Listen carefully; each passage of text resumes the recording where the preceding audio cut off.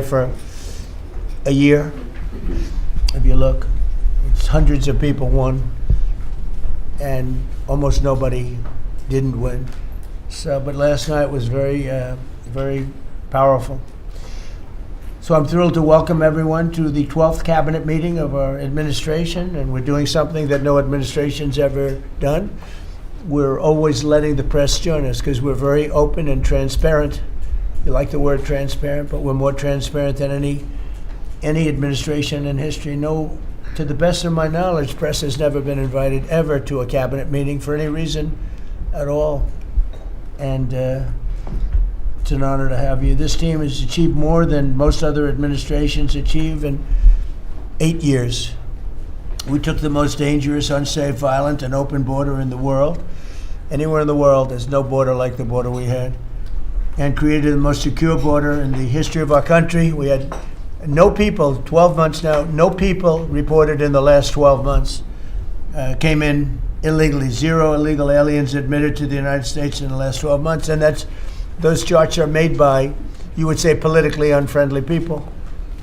And the reason they don't come in is because nobody comes up, because they know that they're going to be turned away, and if they get in, they're going to be moved out right away. So it's been 0. You're the one that do the reports. I'm actually surprised by the number because I don't know how it can be 0, but they say it's 0 for the last 12 months. In 2025, we achieved the largest drop in the murder rate ever recorded. So the murder rate was quite high, and we achieved the largest drop in the murder rate ever recorded to the lowest level in 125 years. That's the year 1900.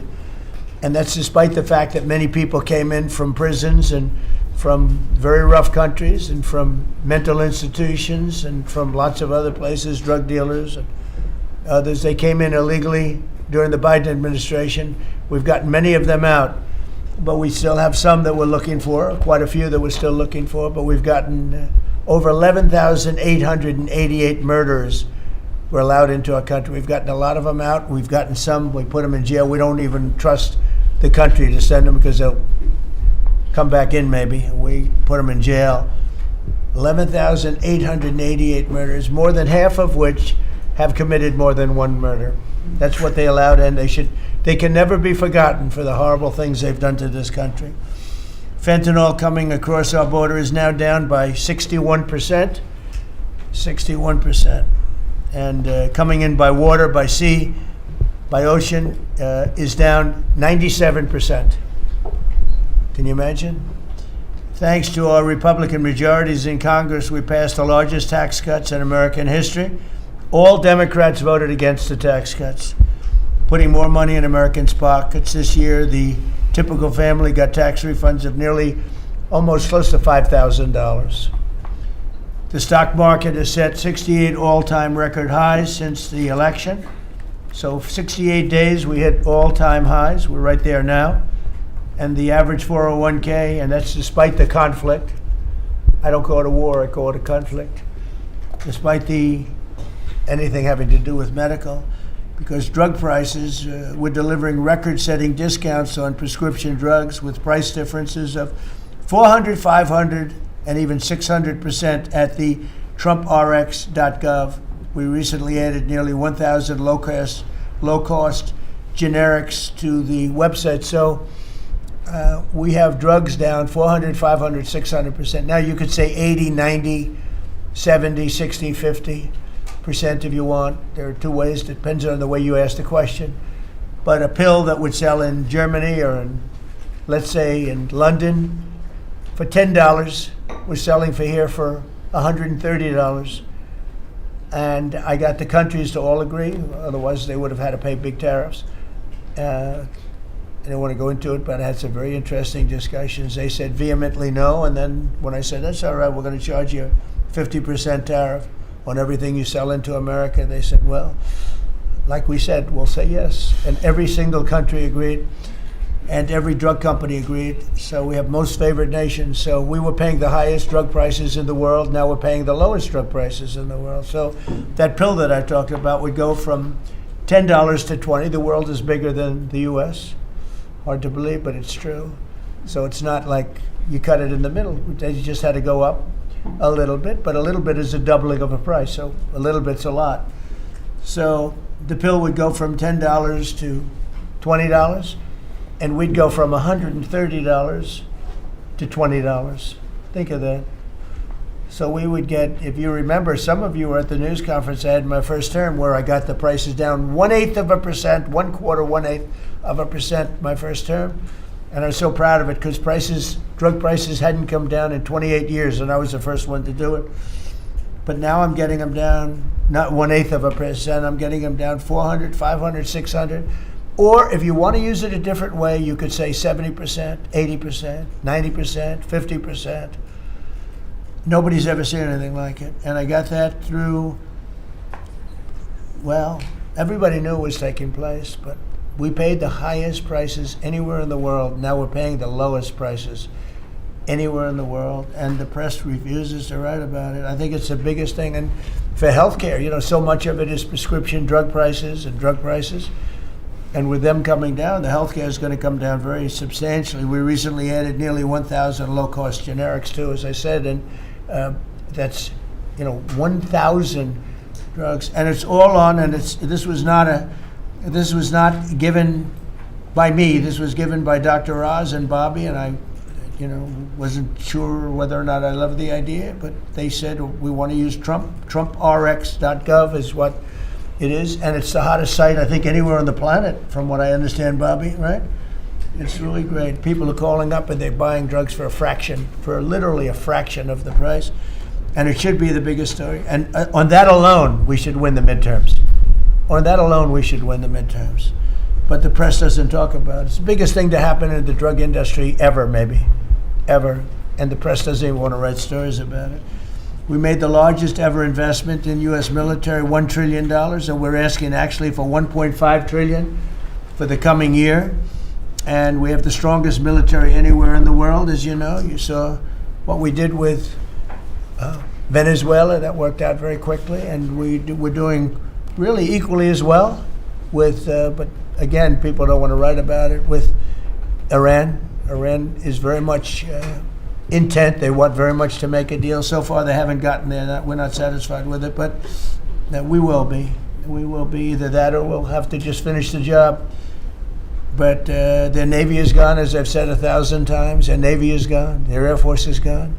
Everything's gone, and they're negotiating on fumes. But we'll see what happens. Maybe we have to go back and finish it. Maybe we don't.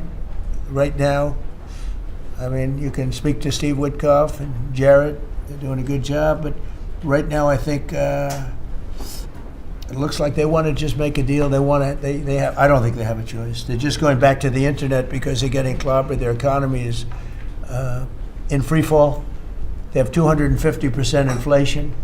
Their money has no value. Their whole economic system is broken down. They thought they were going to outweight me. We'll outweight him. He's got the midterms. I don't care about the midterms. Look what happened last night. That was the prelude to the midterms. People understand it. They know that. Very simple. Iran cannot have a nuclear weapon. I'm doing that for the world. I'm not doing it just for us. And we've had great support from other nations, by the way. We don't need it at all, but we've had great support from other nations. The problem is you always get the support when you don't need it. When you need it, you don't get the support. With Operation Epic Fury, our warriors are ensuring that the world's #1 state sponsor of terror never obtains a nuclear weapon, and they won't. Under the leadership of Vice President J.D. Vance, very proud of this, the White House Task Force to eliminate fraud is waging war on waste, fraud, theft, and abuse like nobody's ever seen before. He looks like Elliot Ness. Do you ever see Elliot Ness? I'm telling you, the guys that are up there with all central casting, they're standing behind. What a group of people. No, it looks like a movie. I'm going to make a movie out of it, I think. And they're finding billions and billions and billions of dollars. And I just said, that's good. He said, you haven't seen anything yet. Just said that. And, if he does really great, we'll have a balanced budget without having to do anything. This is the kind of money they stole. They're crooks. They're thieves. And I hope that Todd is going to do a real job. These are crooked people. These are thieves. This isn't like a mistake. Just talking about one person, he got hundreds of thousands, millions of dollars for securing one man, for taking care of one elderly man. He was a service. He got paid millions of dollars for taking care of one man. Total crook. They're all crooks. The Somalians, what they've done to Minnesota, the Somalians, they're crooked as hell. Ilhan Omar, crooked as hell. They're all crooks. And we got them. We got them. Now we're putting the clamps on, but boy, I tell you, that's an impressive group of guys that you have behind you. I was watching that, and a couple of very strong women too. But I was watching that last night. I said, I'm proud of you guys. In 2 months, we've exposed tens of billions of dollars of defrauded taxpayer money, prosecuted numerous fraudsters, Todd, and stopped billions of suspicious payments, very suspicious. Oh, you haven't seen anything yet? Well, you see, I'm getting reports from Todd, from JD. I've never seen anything like it. The kind of, just hundreds of billions of dollars was stolen. And no other administration would do what we're doing. They'd let it go. Everybody was getting rich. And I think we have a chance to save Social Security without doing anything to it by just the numbers of fraudulent people on Social Security, people that are 115 years old, 125 years old, getting payments. It's funny, I said, oh, do those payments get turned back? No, they accept them. Well, somebody's getting the payment. It's not a person that's 125 years old. But that's the least of it. The numbers that we're finding out, we have great people at Social Security. We're going to make our Social Security so strong, so good, that you've never seen anything like it. We're going to protect. I said right from the beginning, we're going to protect our people on Social Security. If the Democrats ever got in, you wouldn't have said Social Security would be bankrupt. People wouldn't be getting anything. Last week, they took down 2 of the largest Medicaid fraud cases in Minnesota history, as well as the largest autism fraud case ever charged by the federal government. You saw that with millions of dollars just being stolen. Everybody had autism. Everybody had autism, they said. It was incredible, actually. And I've just seen I see what they're doing. You haven't seen anything yet. So congratulations, JD. Be vicious like they are. They're violent people. They're violent, vicious scum.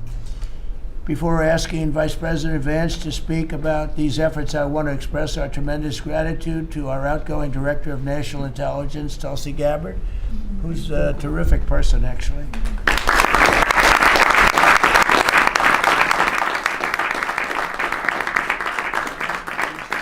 She's come up with some findings that were pretty good. And Tulsi's worked tirelessly to restore trust and focus on the intelligence and with the intelligence community. They all respected her. They listened to her. She gave us leads that were pretty much, people thought they were dead and they weren't dead. They were right there. And she was able to expose a lot of things that we used at the FBI with Cash and with Todd and with JD and everybody else. It was amazing. She dramatically reformed the Office of Director of National Intelligence and cutting the staff by 40%, and she prevented countless terrorists and cartel members from entering the United States.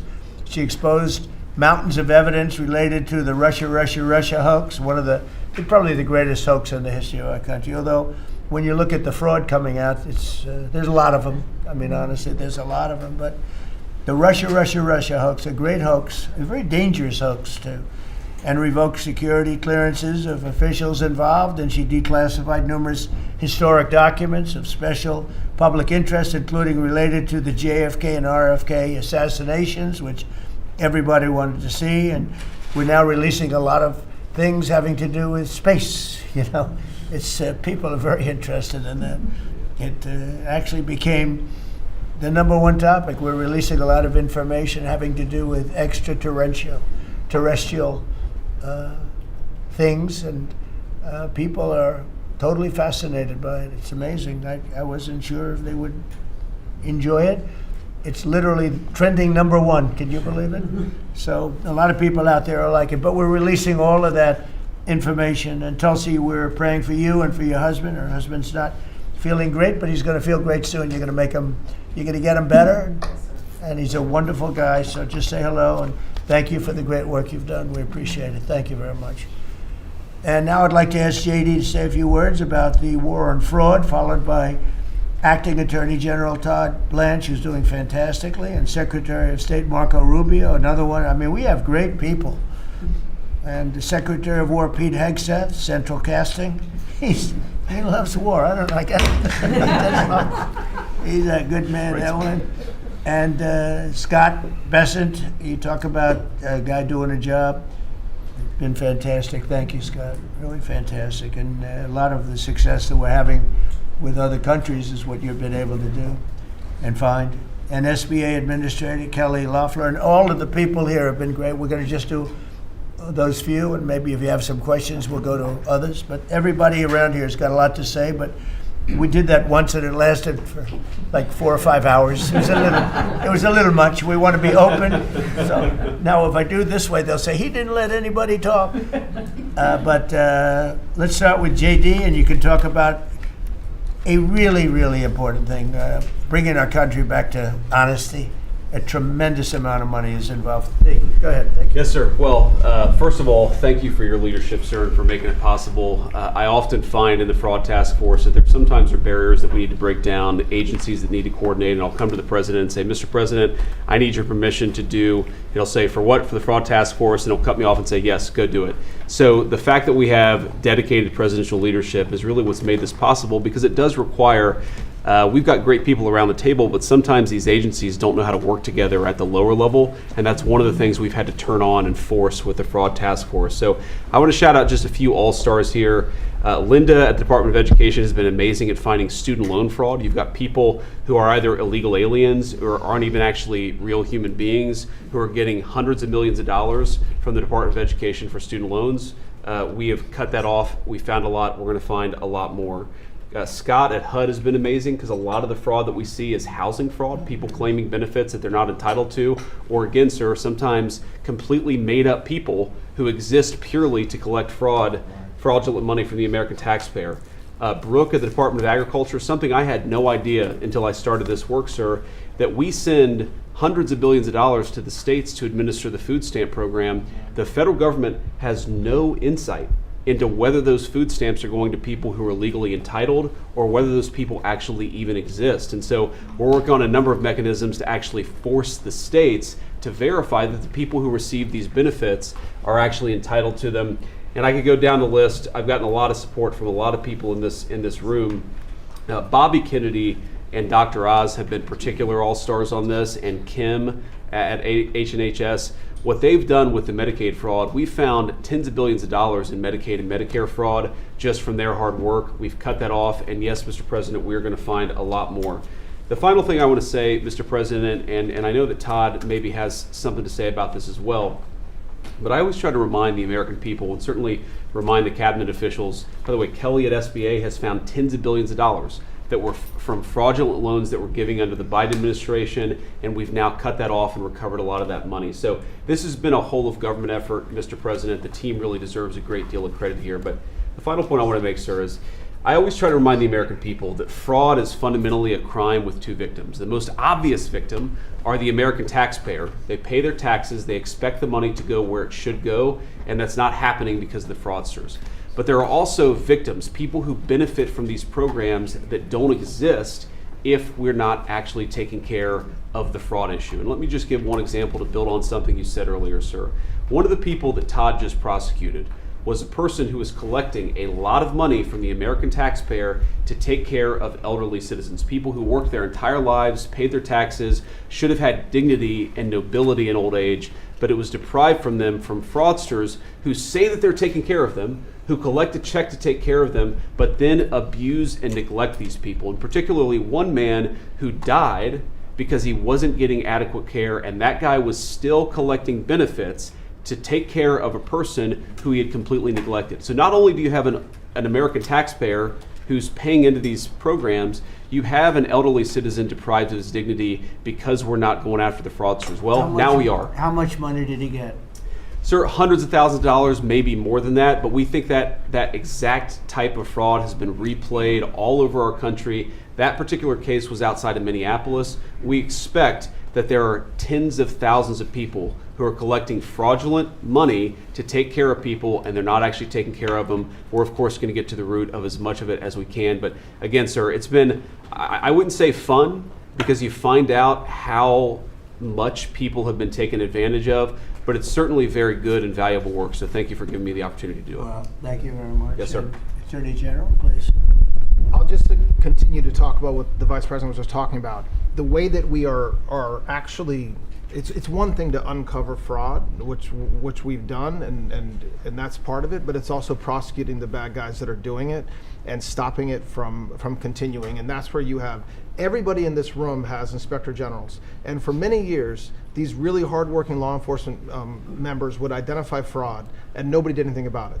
DOJ prosecuted it, but spent a very little resources on that. So what we've done just in the past 51 days, over 400 law enforcement actions in this country related to major fraud. That's search warrants, that's arrests, that's convictions, that's indictments that are filed, and that's just 51 days. And it's not just the great prosecutors. It's the FBI agents, it's DHS and HSI agents. It's everybody in this room that has inspector generals that are now they have been freed up, and it's because of you. It's because of the Vice President saying this is going to be a priority of what we are going to do. Not just the Department of Justice. Even though we're the prosecutors that are putting bad guys in jail, it's also the law enforcement at every agency, FBI and DHS. And so we're already seeing results. We had a $1 billion fraud, a conviction at trial last week out of Florida. And this was an organization that was stealing from senior citizens in Florida, duping them. There were call centers set up in the Philippines, and they were duping them to buy medical equipment that they didn't need, that they would never get, and that the taxpayers paid for. And so that's a good win. We arrested 15 guys in Minnesota last week. The Vice President mentioned one of them. These are people that are not, they're just stealing, and many of them are here illegally. And so you have people who are in this country illegally, who are then taking advantage, and the Vice President says something a lot that resonates with me. The generosity of the American people, the generosity of everybody in this room, the leadership, to take care of the people in this country that are the most, that deserve it the most. Children who are supposed to get food at school, and you have men just stealing, taking that money. And so that's what we're focused on. We are standing up, as you know, Mr. President, you allowed us to stand up a new division at the Department of Justice. It's our entire existence of that division is to combat what we're talking about. And then every U.S. Attorney's Office is now focused on it as well. So this is something that will result in a better place for every citizen in this country and save money, a lot of money, and also it's the right thing to do for our tax dollars, Mr. President. And billions of dollars was given out just very quickly before Biden left office. Billions and billions were given out. And I mean, I know of many cases, but one, I don't know what's happened with it, but I think you're looking at it. I know Lee was involved in it environmentally.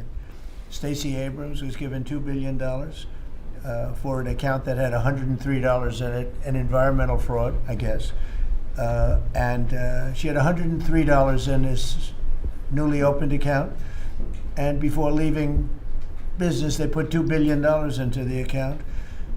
And they had no reason for existence. They were unable to say what they did with it. $2 billion. Lee, do you want to just mention something about that? Well, thanks to your leadership, Mr. President, that was canceled. And they no longer have access to that $2 billion. They were like, you know, they wanted that money. Go ahead. In fact, it was over $29 billion that it's now been canceled at EPA. You told us to make it a priority. Now this happened as soon as you came in. After the election, before your inauguration, they were caught on video saying that they were rushing to get billions of dollars out the door before you're swearing in because they were afraid that once you were sworn in, you were going to stop it. Well, that part, they were right. We did. Yeah, we did. Great job. And we're happy to do it, Mr. President. And, the Department of Justice under Todd Blanche's leadership, they just secured another big win in the appeals court on some recently canceled grants for different agencies. So great attorneys making sure that this accountability is delivered over the finish line. It's been a great team effort. And we're building more, most importantly, we're building more factories and plants in the United States now than at any time ever before. $18 trillion coming in. That's not including the 12th month, that's 11. And I say it often that the Biden administration had much less than 1 trillion, and we have 18 trillion. And when those final numbers come up, they'll be even higher than that. That's a record in the history of the world. No country has ever done that. And that money's going into plants, and you are giving them very fast approvals, thorough and environmentally correct, but fast approvals. And you're doing a fantastic job. Thank you very much. Another man doing a fantastic job, I think we all agree, is Marco. You're all over the place, right? I watched you last night in 3 different locations. So tell us about Iran. Well, first of all, the bottom line is Iran's never going to have a nuclear weapon. And if recent events have done anything, is just remind us once again that they are the world's leading sponsor of terrorism. And they can never have a nuclear weapon. Now, the president's preference, Mr. President, your preference is told us repeatedly, is always to negotiate these things and to figure out if you can have agreements. Diplomacy is always the first option. And we continue to work on that through your envoys, Mr. Woodcock and Kushner and others, the vice president, who've been very involved. And if there's an agreement to be made, we want that to be made. I think there's been some progress and some interest, and we'll see over the next few hours and days whether progress could be made. I just want to remind everybody, Mr. President, you know this well, you have other options available to you if that doesn't work. But the bottom line is that we prefer the negotiated diplomatic route, and we're going to give it every chance to succeed. I know you're giving it every chance to succeed, Mr. President. But here's the bottom line, because I keep getting asked, what is this all about? It's very simple. Iran and these people in charge of Iran can never have a nuclear weapon, and they will never have a nuclear weapon, and they most certainly will not have one as long as you're President of the United States. On that point, it's very clear. Just 2 quick things I want to touch upon. One, you touched upon the border and security. Part of securing our border is dealing with the people that are in this country unlawfully, many of whom do not want to go back to the country that they originally came from for a variety of reasons. Either we can't send them there or some judge ties us up. And one of the key things we have achieved is now 20 countries have signed third country national agreements, meaning these are safe countries where individuals who refuse to go back to their country of origin can be sent to that country instead. We've gotten 20 countries now around the world who have signed agreements that allow us to deport people to those places. What often happens when you go to the person who's here unlawfully and say, we're going to send you to this third country, is all of a sudden they decide they'd rather go back to their home country instead. So it gives the ability to enforce all laws, and we work very closely with the Department of Homeland Security on that front. Something else that I know is concerning people, because it's on the news, is Ebola. Our number one obligation, we're involved in foreign policy, but even our foreign policy, the number one priority of our foreign policy is to protect the American people. We cannot and will not allow any cases of Ebola to enter the United States. And so the State Department and other agencies represented here, the Centers for Disease Control, HHS, others, are working very, very hard to contain this crisis to the countries where it's currently located, particularly the Democratic Republic of the Congo. And so we've surged assistance to make sure that is being contained there. And obviously, multiple agencies involved here are also very involved in tracking people, just to make sure that nobody comes into this country that has Ebola and creates a problem for us. And we feel like we've got good efforts in place to do that, and Americans should feel assured that the President and his administration is doing everything we can to protect them on that front. My last point, you said I was all over the place. One of the places I stopped in last night was to initial the Trump route for prosperity in Armenia. This is a key linchpin of the peace deal that you were able to achieve between Armenia and Azerbaijan. Right. And in addition to that, we also signed a critical minerals MOU with them and a strategic engagement one as well. So just a reminder of another war you helped to settle, Mr. President. But from that now we are seeing the emergence of a great new relationship with Armenia that really had grown stagnant for a very long period of time. So we're doing well on that front as well. Thank you. And could I just ask you, Cuba and Venezuela, what's going on there? Well, interesting. On Venezuela, that process continues, that 3-phase process, of obviously stabilization, recovery, and transition. I would just say, just since January 3rd of this year, okay, and I think this number's right, and Chris or Doug can correct me on this, but I think over 10 million barrels of Venezuelan oil have been delivered to the United States since the 3rd of January.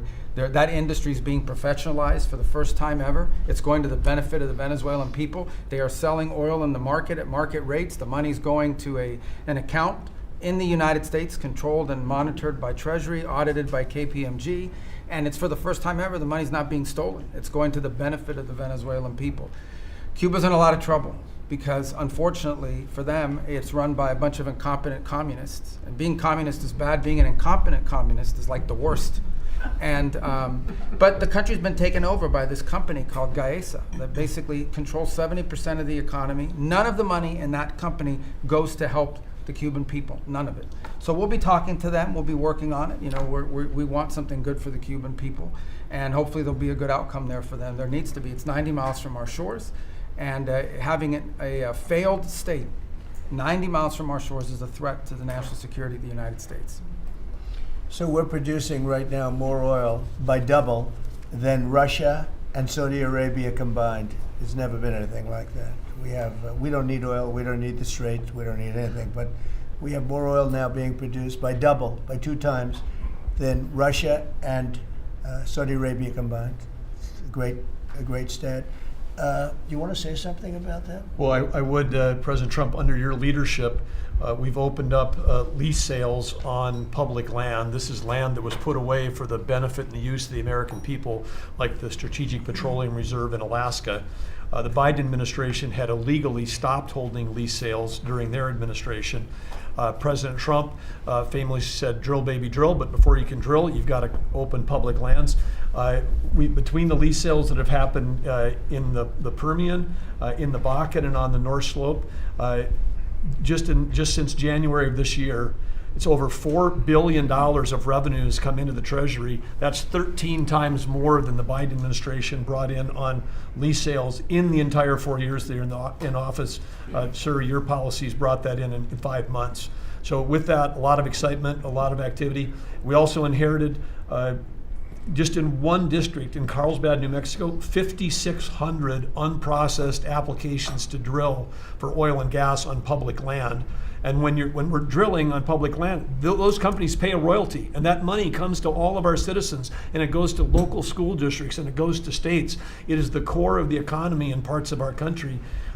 The team down there working for the Department of Interior, Bureau of Land Management, has dropped that by 91%. It's one of the reasons why they had a record lease sale. It's because now people go, I can bid on federal land and I'm going to get a permit to drill, and it's not going to take me 5 years to get it. I'm going to get it in a month or less. And so it's exciting to see your vision. And of course, with this energy dominance, us, as you just noted, largest oil producer in the world, largest natural gas producer in the world, largest natural gas exporter.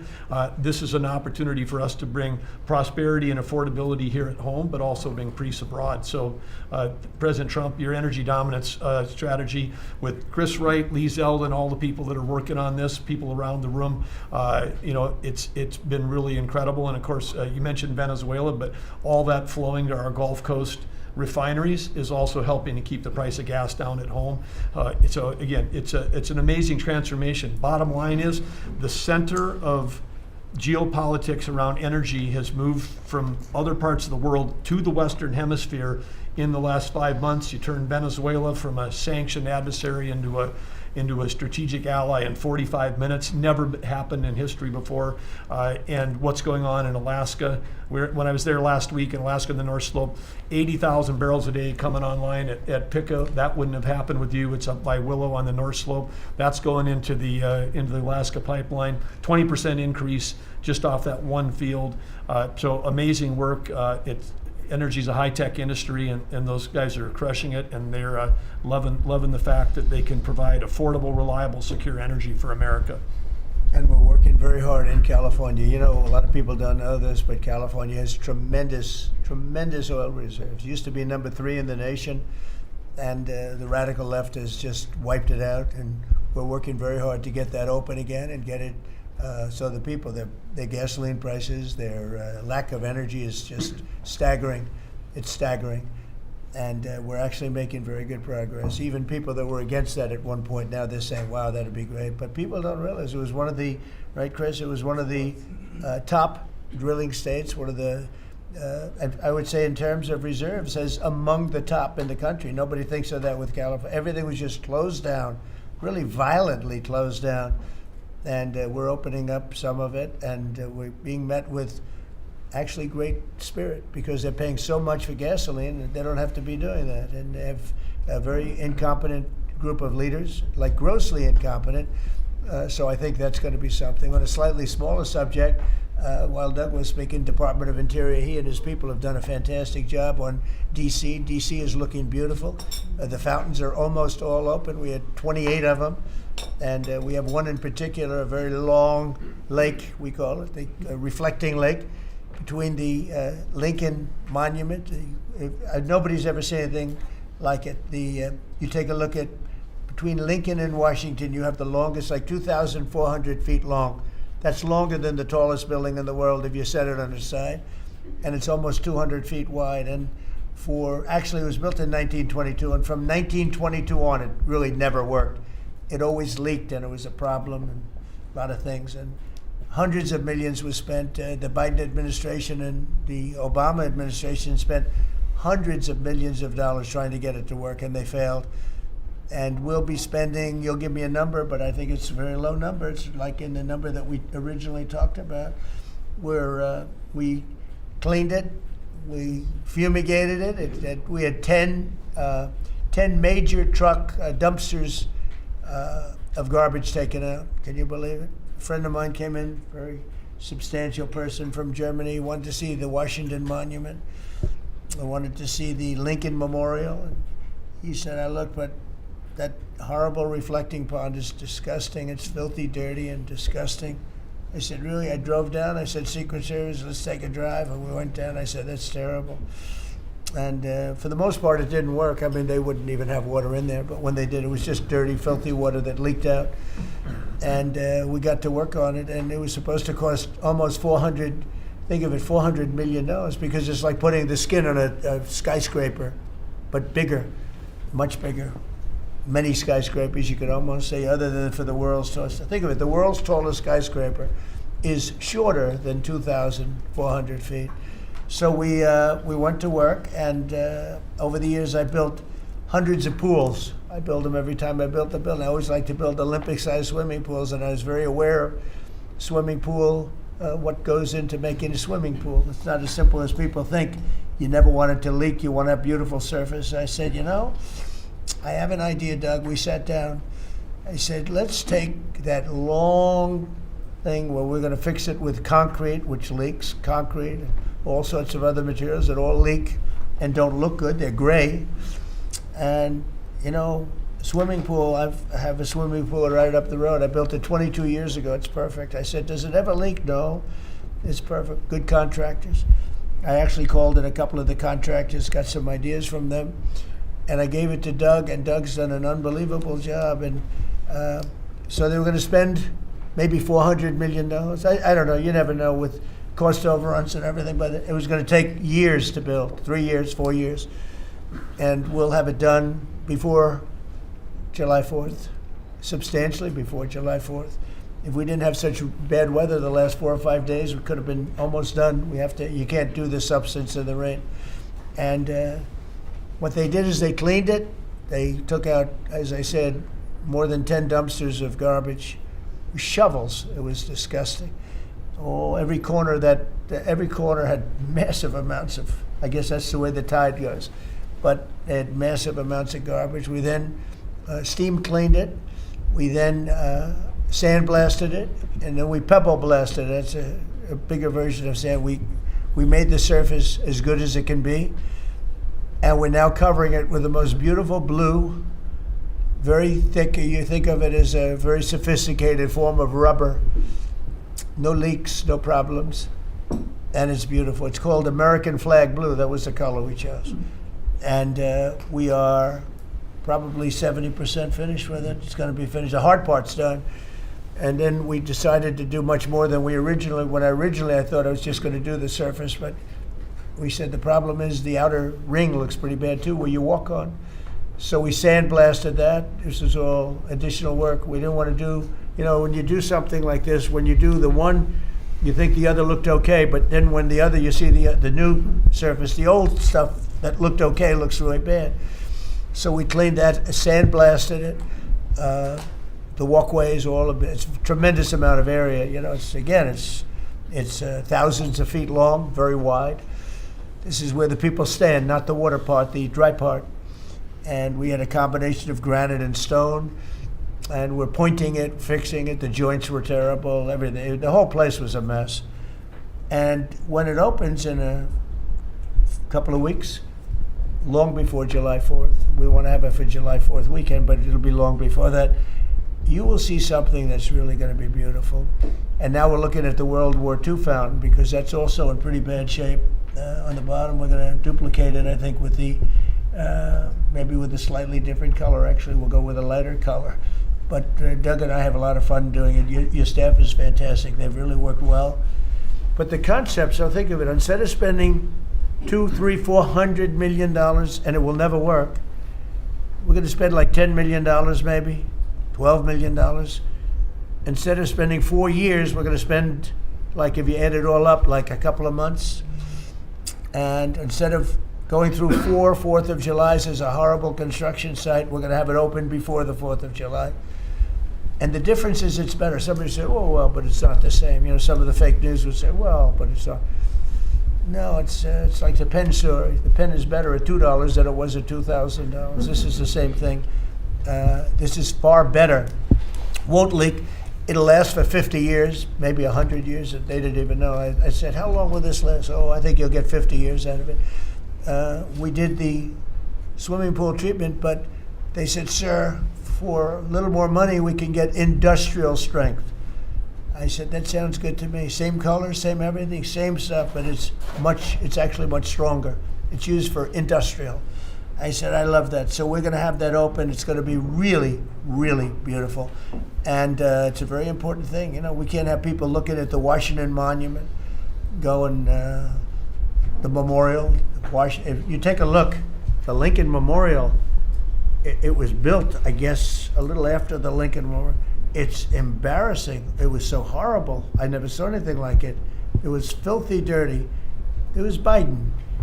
And they spent, between the two of them, they spent hundreds of millions of dollars trying to fix this thing. Now, when Obama did it, he spent way over $100 million. And they had a great idea. Let's use the water from the Potomac.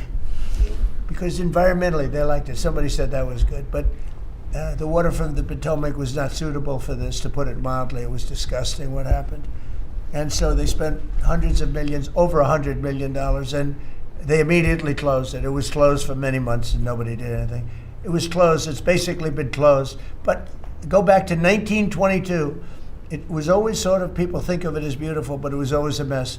It's going to be unbelievable. It will be unbelievable. It's actually exciting. I want to ride over there today if I can. You know, I always have a problem. Secret Service is in love with my walking along, checking the sidewalk, the new sidewalk, to see whether or not they pointed it correctly. But they do. We have great contractors doing the job, but we'll spend a very tiny amount of money, and it'll be better than it ever was when it was built in 1922. It's very exciting, actually. To me, I love construction. It's very exciting. And we do many things. We did 28 or 29 fountains. I made a contribution to redoing Lafayette Park. That's the entrance to the White House, and it was an embarrassment. The floors were broken. They had bricks. Some of the bricks were missing. You know where they're missing? They took them out to throw at people. We're going with them. It's going to be a world-class park. It'll be open pretty soon. They're doing a lot of work over there. That was a contribution that I made with some other people.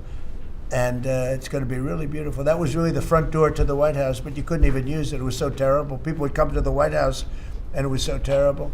So with that, I'm going to ask Pete to talk about some of our great success. Yes, sir. Including Venezuela, you might talk. Absolutely, sir. I think actually your efforts on the reflecting pool are actually a great segue. If you look at Washington and Lincoln, these are two men that faced monumental tasks and stood up in historic fashion and delivered for the American people. And when you step back and look at 47 years of what Iran waged war against us and our people, there's only one man over the course of both presidency who has stood up and said they will never get a nuclear weapon, as Marco said. So whether it was Qasem Soleimani, whether it was scrapping the Obama deal that was going to give them a weapon, whether it was the 12-day war or Operation Midnight Hammer, you created the conditions to ensure the American people and the world are safeguarded from this generational threat. And so when you authorized Operation Epic Fury, just like you talked about with the reflecting pool, we didn't do the same old thing the way we'd done it in the past after Iraq and Afghanistan, the way we waged wars. Instead, you said we're going to do this smart, We're going to do it overwhelming. We're going to use maximum lethality, and we're going to bring them to their knees. And so whether it's their Navy that's at the bottom of the Persian Gulf, their Air Force, their air defenses, or their defense industrial base, they may have missiles, but they can't build more right now. And they can't build more drones right now. And they can't build more ships. And so they came and cried uncle to talk, which Steve and Jared and the vice president and others are doing so ably. And during that time, we put in a world-class blockade. And they haven't been able to bring anything in or anything out from Iranian ports. And we know from the intel that their economy is hurting big time because that is their lifeblood. And again, bringing them to the table. So whether it is through the efforts of your negotiators that they ensure that they never have a nuclear weapon, or we have to go back to the War Department to finish the job that way, we're prepared to do that. And I think even our reach on the dark fleet of Iranian tankers, no Iranian tanker around the globe is safe. And we've seen seizures all around the globe, again, choking off their economic lifeblood. But all of this is possible, Mr. President, thanks to the investments that you've made in this department, firing on all cylinders. For the second year in a row, we're at historic recruitment rates. Last year, we said that here. This year, we beat it even faster. The American people are excited about what you're bringing to our department. Our defense industrial base, $50 billion in private investments because of the meetings you've held. Defense manufacturers are investing in new plants and new manufacturing, new production lines, so that we're getting weapons faster than ever. And then the $1.5 trillion that you've committed to the department going forward, that's 1 million American jobs. 1 million American manufacturing jobs.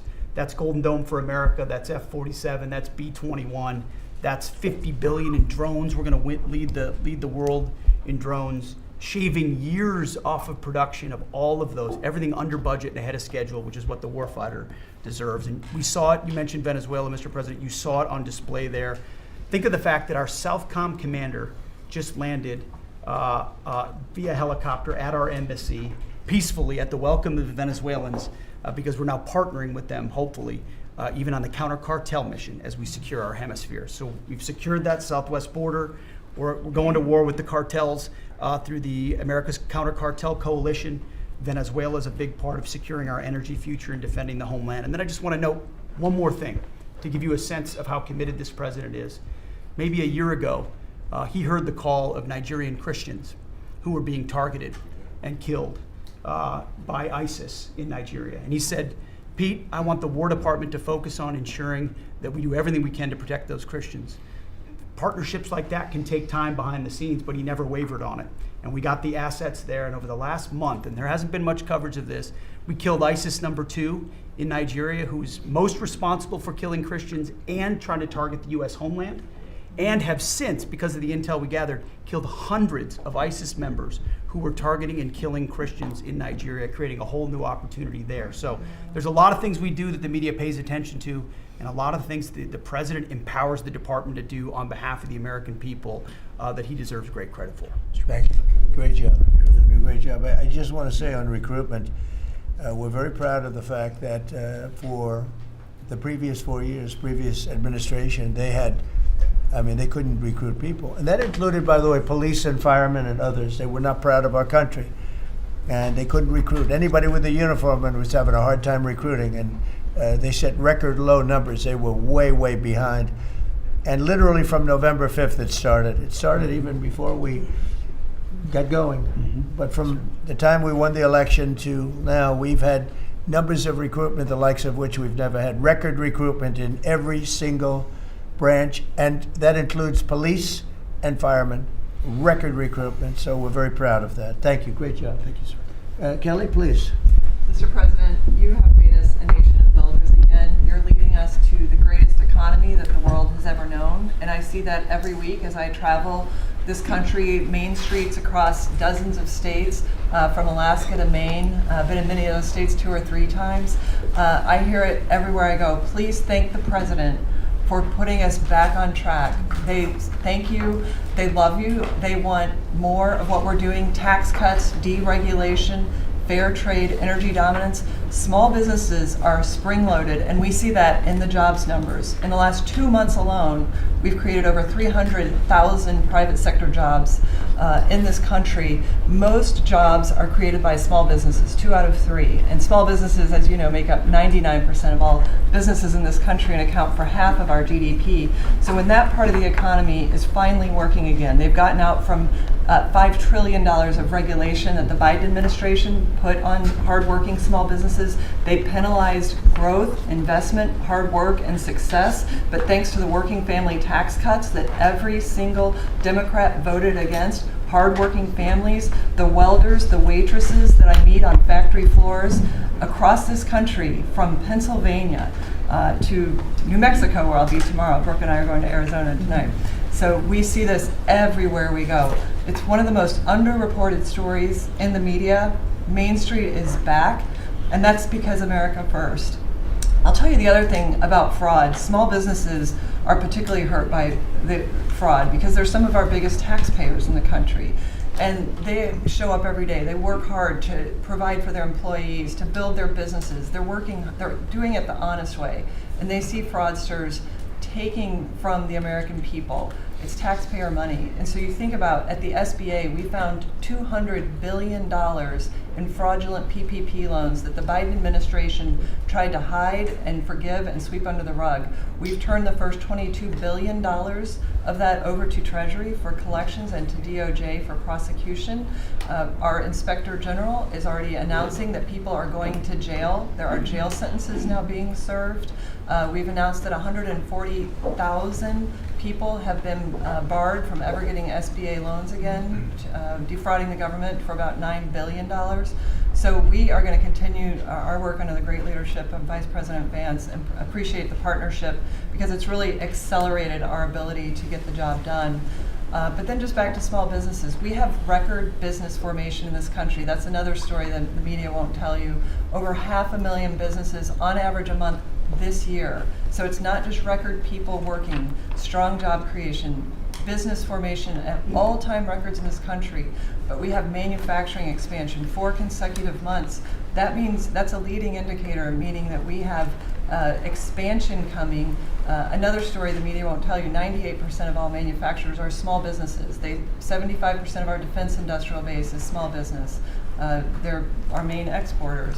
And so America first, free trade, fair trade, deregulation, tax cuts, and energy dominance is helping workers on Main Street, and that's why they tell you to tell me to tell you, Mr. President, thank you, and they love you. Well, thank you very much. Great job. Thank you, Kelly.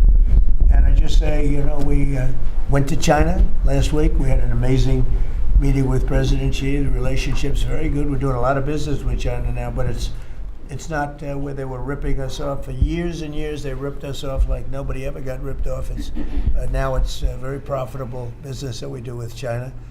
And they respect our country again. We have the strongest military in the world by far, and they respect our country again. Scott, please. Sir, on the economy, 2 words: resilience and prosperity.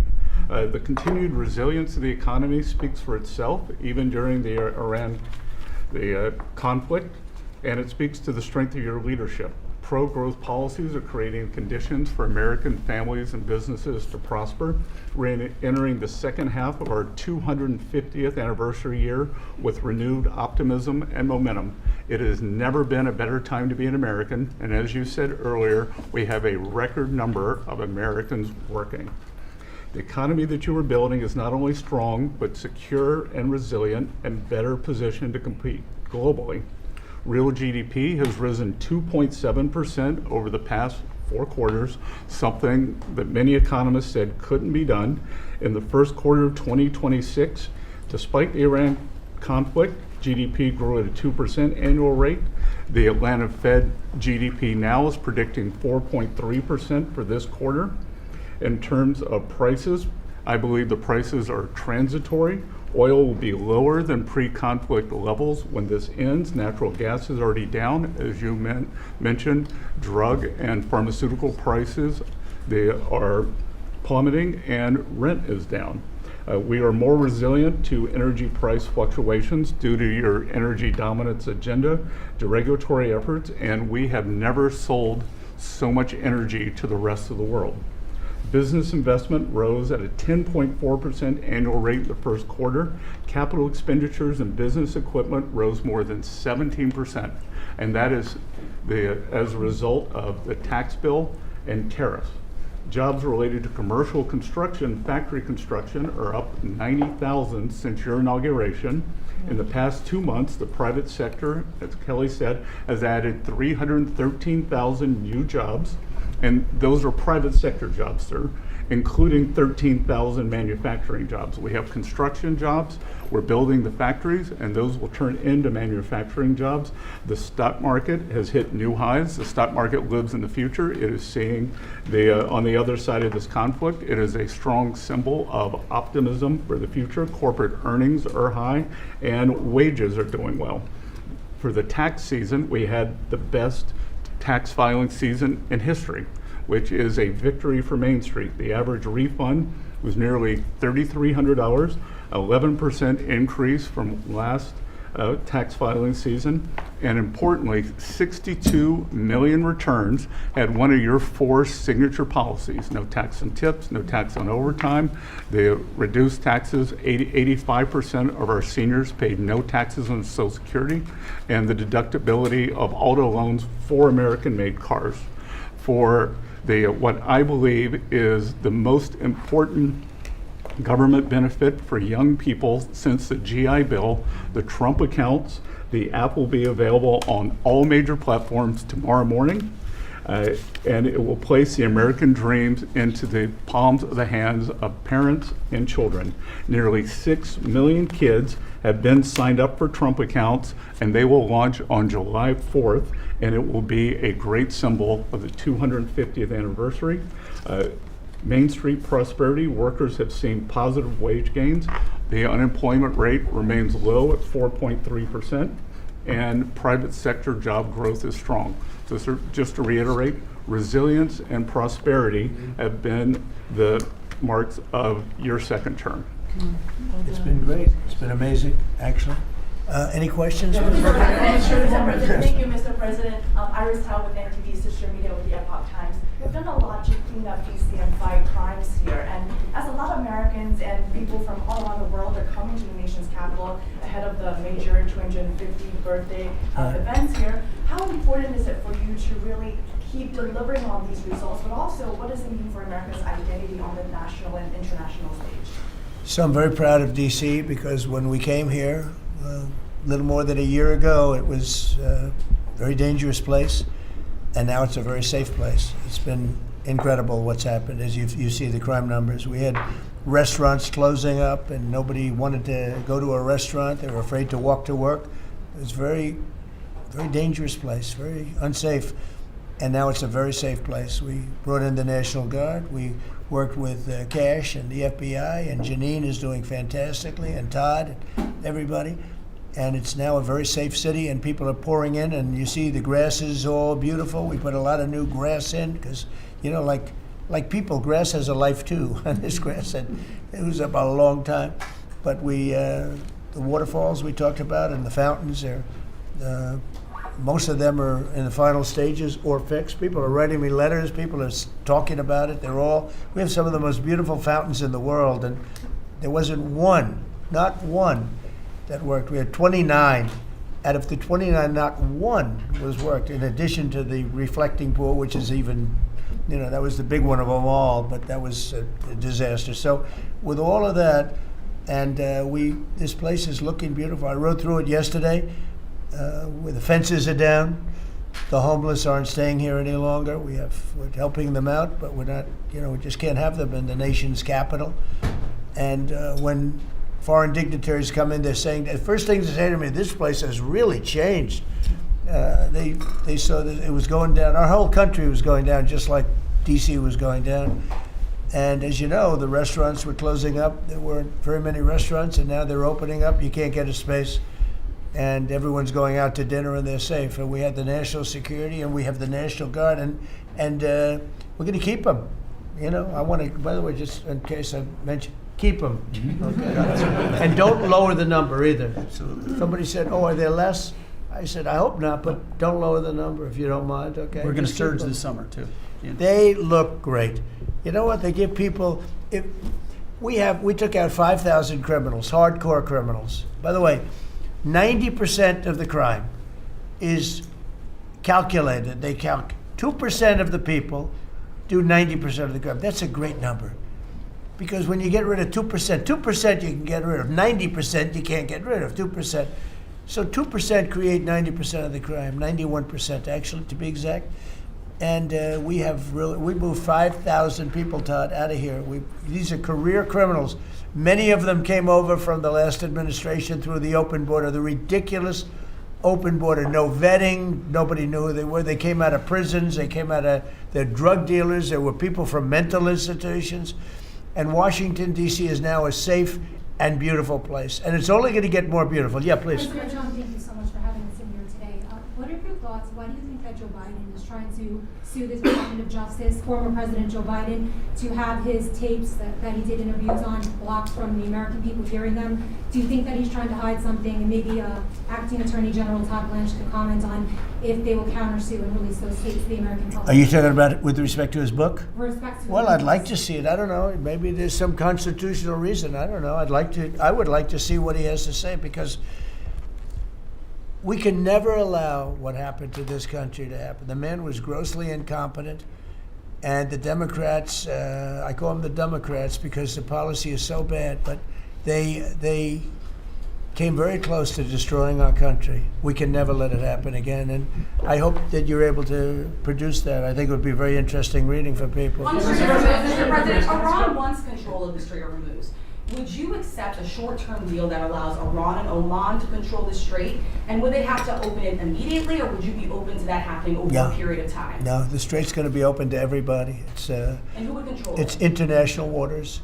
Nobody's going to control it. We're going to watch over it. We'll watch over it, but nobody's going to control it. That's part of the negotiation that we have. They would like to control it. Nobody's going to control it. It's international waters, and Oman will behave just like everybody else, so we'll have to blow them up. They understand that. They'll be fine. Mr. President, thank you. How much economic pressure do you feel to get the Strait of Hormuz open? Well, you have to understand, the United States has so much oil that we are an exporter of oil. So we have plenty of oil. We're very lucky. We're blessed with the greatest piece of land in the world from that standpoint, and we have more than anybody else. And now when you add Venezuela to it, we have, I think, 64% of the world's oil. And we're getting along very well with Venezuela, by the way. It's being run really beautifully. The big companies are moving in. It's going to be amazing, because it's also, like us, they're very blessed in that sense. But we have natural energy that no other country has. We have more than anybody else. So it's really a world problem, because most of the world doesn't have that. And we're making it available. During the closing, I don't know if you've seen some of the satellite pictures, boats, hundreds of boats lined up. It looks like, I used to say, the Long Island Expressway with the cars. They're lined up, and they're coming to Texas, Louisiana. They're coming to Alaska to fill up their boat, their big boat. Some of them are really big, 2 billion gallons. Even bigger than that now they make them. They make them up to 4, Chris, I hear. Now they make them up to 4. The 4 are now the big ones. Used to be the 1s. Now it's 4 million barrels of, think of that, 4 million barrels of oil in one boat. But they're lined up, and they're right now heading to Texas, and they've already filled up, and they've gone back. In addition to that, you have a lot of boats, you have about 1,500 boats in the strait wanting to get out, and at the right time we'll release them. But the American people, sir, are seeing higher gas prices. Yeah, they It's are. come down a little bit, but it's still $4. No, it's come down. Oh, it'll come down a lot. It'll come down to where it was before. We had it, when I was in Iowa, we had, we're driving by, and we saw gas stations, $1.90 a gallon, $1.85, $1.87 were the 3 that we saw. We had it down in some places below. Now, we can't help but California, where they charge so much tax that, you lower it and they charge tax. They've got to straighten the act out in California. But we had gasoline down to a very low number. I think we'll be hitting that number shortly after that whole excursion ends. Does that give you more urgency? But regardless of anything, as Marco said better than anybody can say it, you can't let them have a nuclear weapon. They would use it instantly. They wouldn't think about it. They would use it instantly. I've gotten to know them. They would use it instantly. Does that give me more urgency, Mr. President? You've said that you're in no rush to make a deal, but with gas prices that are so high across the country, people are paying more for travel. Does that give you more urgency to make a deal? Why doesn't it? Well, I'll tell you the primary urgency I have. I said this, it wasn't covered properly, but the primary urgency is that we can't let Iran have a nuclear weapon. But at the same time, we have a tremendous amount of oil, gas, coal. We have tremendous amounts of energy. We're blessed with something very special. Those prices are going to come down. They're going to come down fast. I think that you'll see, actually, Todd, I think you're going to see lower prices that we had even before we did this. Now, I knew there'd be an increase. I said, we have a choice. We don't have to do anything. And in 2 years or 1 year or 2 months, because Iran would have had if we didn't hit them with the B-2 bombers, Iran would have had a nuclear weapon within 2 weeks from that date, because they were ready to go. And if they had a nuclear weapon, it would have been used already. It also would have been used had I not terminated the Obama deal, the Iran nuclear deal, as we call it. That was in my first term. Had I not terminated that, they would have had a nuclear weapon a long time ago. I would say it was a guarantee that it would have been used, and it would have blown up Israel. It would have blown up the entire Middle East, and that's never going to happen. Yeah, please. On Iran, would you be comfortable with Russia or China taking their stockpile of highly enriched uranium, and have they offered? No, I wouldn't be comfortable. That would not make me comfortable. Is the U.S. considering easing sanctions on Iran to allow Iran to sell its crude to market? No, we're not talking about any easing of sanctions or giving money. No sanctions, no money, no nothing. We have control of money that they claim is theirs. We'll keep control of that money. And when they behave properly and when they do what's right, we'll let them have their money. But right now, we're not doing that, and it's not. One thing is not contingent on the other. Mr. President, on the shooting last weekend, it came barely a month after the third assassination attempt against you during the White House Correspondents' Dinner. What was your reaction when you first heard about the latest shooting, and what gives you the courage to really keep doing your job effectively without thinking about these threats every day? Well, I can't think about it, because if I thought about it a lot, I wouldn't be a very good president. I wouldn't be here, probably. I'd be up in some room with a locked door and said, just leave me alone. So I can't really think about it. It's just something that, it's a sad part of life. It's a dangerous business. What I'm doing is a dangerous business. And they say, and look, we have been maybe the most consequential, but we certainly have been one of the most consequential. This group has been a very consequential administration. And they say if you're not consequential, you don't have so much problem. If you are consequential, you do. So you have to look at that. But it's a shame. It's a very sad fact of life. Look, anybody in office, not only in this country, in other countries too, but when you are a consequential president, your life is in grave danger. I knew that. Yeah. Mr. President, how would you characterize the current state of the talks with Iran? I guess if it were a football field, what yard line would you be on? Well, I think we're doing very well. They are starting to give us the things that they have to give us. And if they do, that's great. And if they won't, then the man on my left is going to finish them off. Is there a time frame in your mind?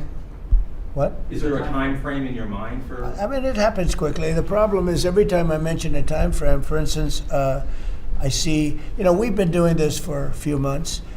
Vietnam lasted 19 years. Korea lasted 8 years. Afghanistan lasted many years. They were all many, many years, and we're into it for a few months. And I read about you people like you. What's taking so long? But we're in it. We lost between two big wars, Venezuela and Iran. We lost 13 souls, 13 great people. Met the parents, great people. And it's a terrible thing, but 13. If you look at the war casualties and the deaths in wars for Vietnam and all that, they lost hundreds of thousands of people in numerous of these wars. We're very cognizant of that. We want to lose very few. We want very few to be injured. We're very careful. But war is war. War's dangerous. But we've lost 13. I saw the Democrats took an ad putting in the 13 people that were lost. And when you look at hundreds of thousands of people that were lost in the Middle East, Iraq, all the different wars we were in, we have done an amazing job. With that being said, I hate to lose 13. I hate to lose one, but we've been very capable. I mean, when you think of it, we took over Venezuela in one day. We have done a similar job, but we said, well, give them a little chance at the request of somebody that we greatly respect from Pakistan, the Field Marshal and the Prime Minister. They've been great.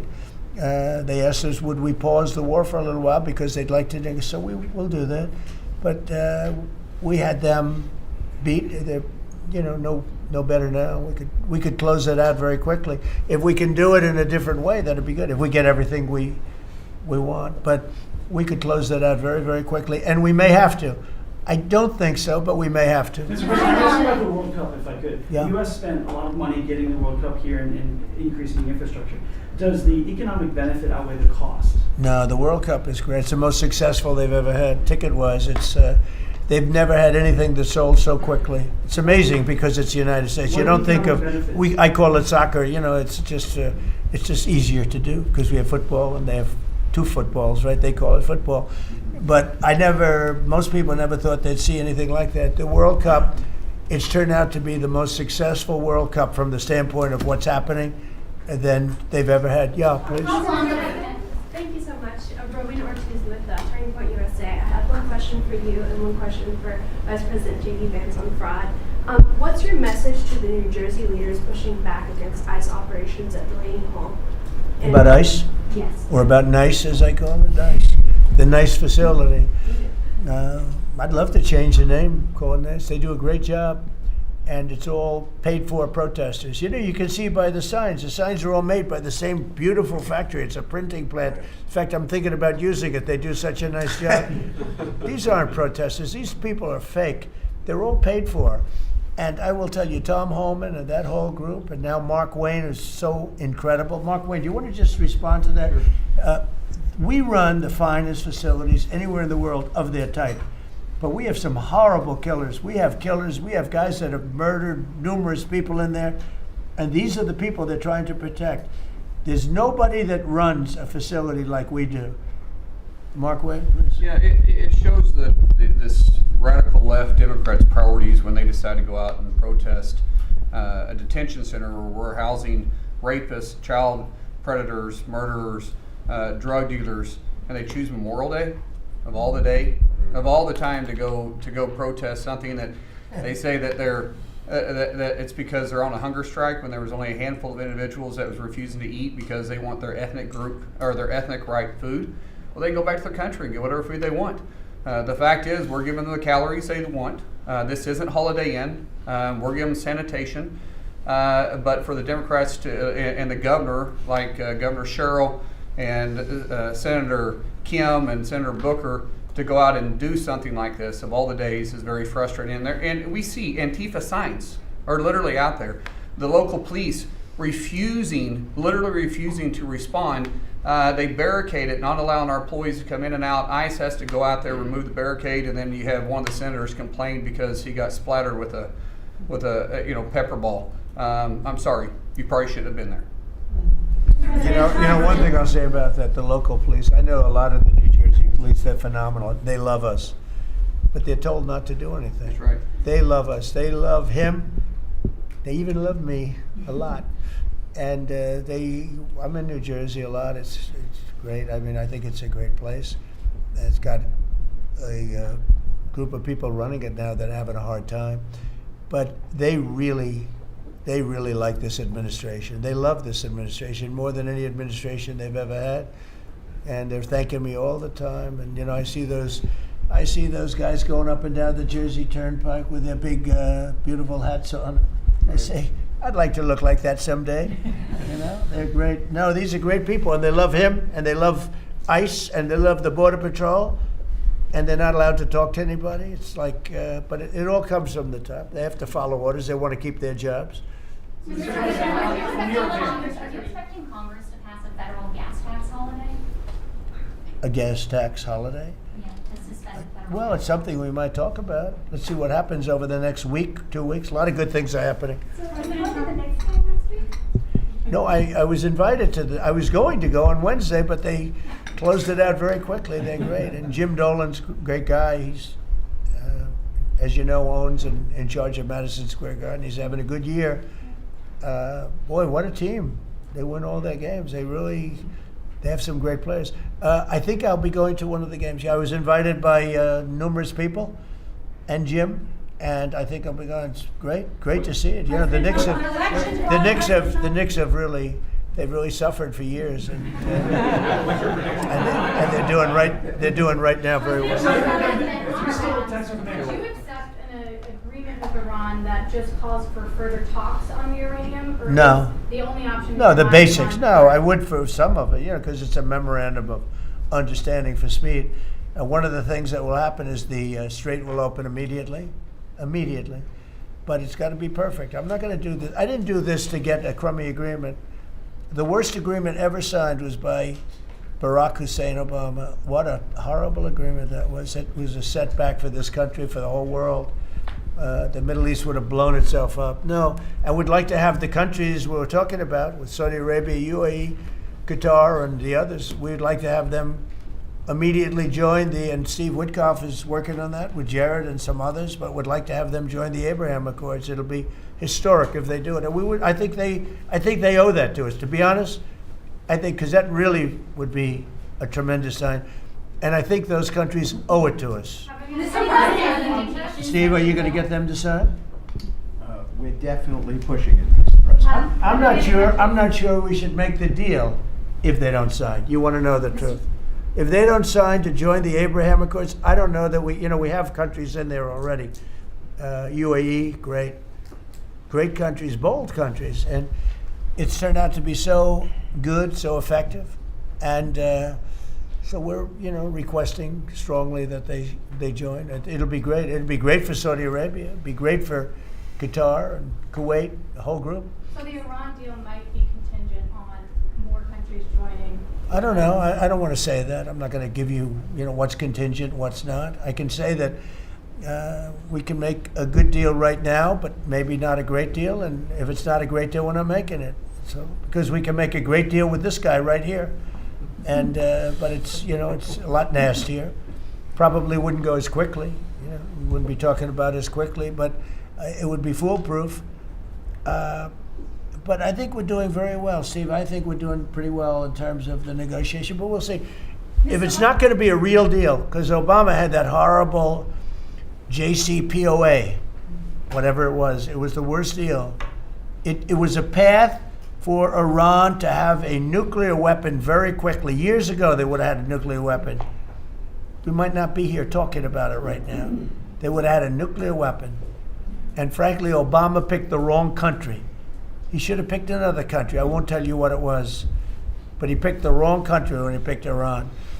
But we have things understood now with Iran. It's been nasty. They've lost their leaders. And it really is regime change. We didn't set out for regime change.